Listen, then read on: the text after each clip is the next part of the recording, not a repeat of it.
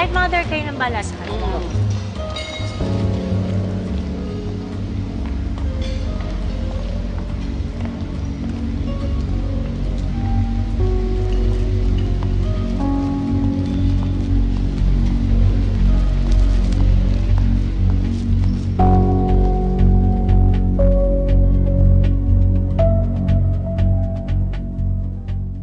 Ano ba talaga nangyari, Luis? Sabihin mo sa akin.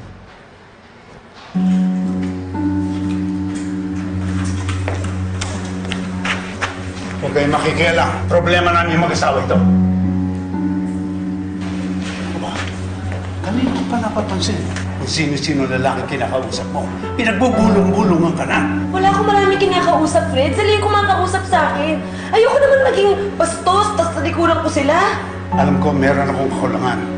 Pero kailangan ba dito mo hanapin ang magpupuno ng kakulangan na yan? Dito sa engagement party ng apo ko. Ganyan pa akong klase babae, Fred? Ganyan ba yung pagkakakilala mo sa akin?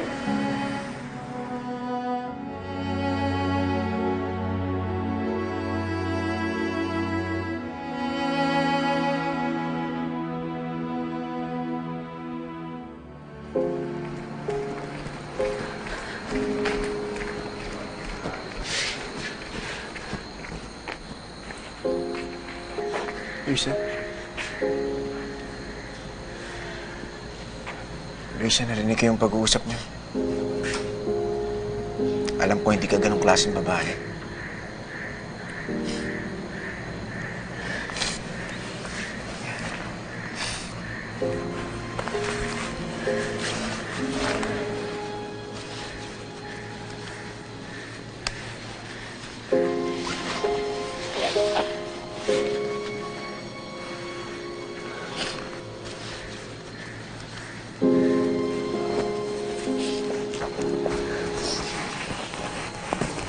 Get your hands off my wife.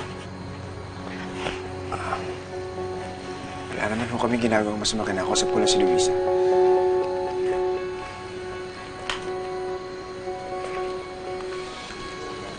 Lolo? Mark? Mark? What's going on here? Alison, tell your fiancé to stay away from my wife.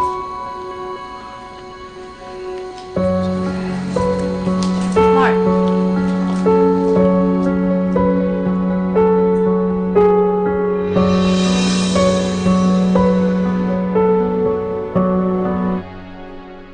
Mark, this night is supposed to be special to us. Sana hindi mo na lang pinakialaman si Lolo at si Luisa.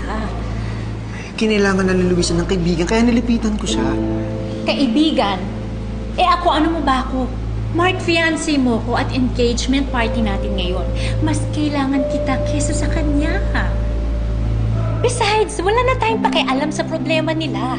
Let them solve their own problems. Pwede ba? Let's enjoy the party. This is our night. Meron pa tayong interview with the press mamaya for the broadsheet feature para sa social page. Let's go, Mark. Alison, I cannot do this. Hindi ko kayang kasal sa'yo. What? No. No! Hindi to pwede. No, this can't be happening. No! Go! Let's go! Alison, Uwi na tayo! Hindi ko talaga kaya. Sinubukan natin. Pero wala na talaga. Hindi ako nalalamig na sa'yo. Alam kong may ibang dahilan. Hindi ka man lalamig sa akin kung hindi ka nag-iinit sa iba. No, Mark!